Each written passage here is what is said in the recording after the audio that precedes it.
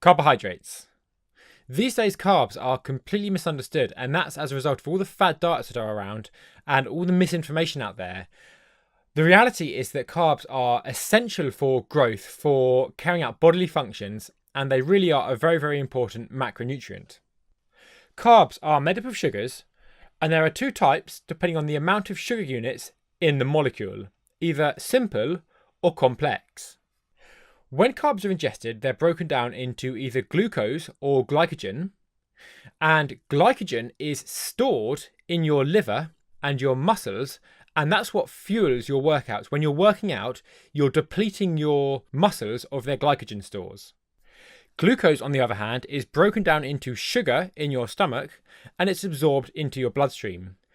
The amount of glucose in your blood is commonly referred to as your blood sugar levels.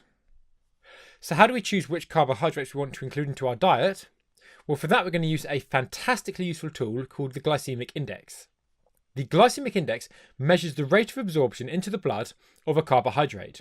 The scale goes from 1 to 100, and there are 3 levels.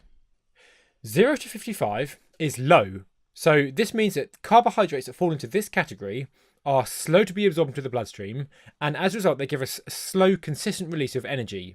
A great example of this would be broccoli. Then you've got 56 to 69. These carbohydrates are absorbed into the bloodstream at a medium rate, and a great example of this would be porridge oats. And finally, you've got 70 to 100, which is high on the glycemic index. Now, most unhealthy foods like chocolate bars, sweets, sugary drinks, all this kind of stuff falls into this category. It's bad for us, it's very, very processed, and we want to avoid it like the plague.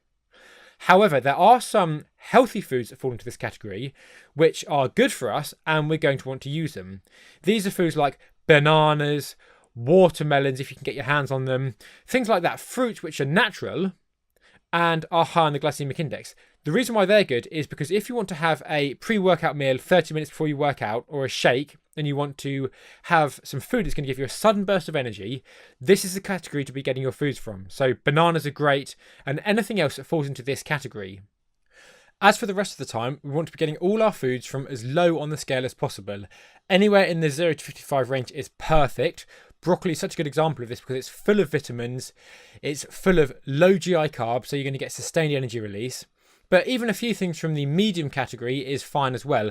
Porridge oats, for example, are a great way to start the day. They give you energy, they get you going, and it's a really solid breakfast.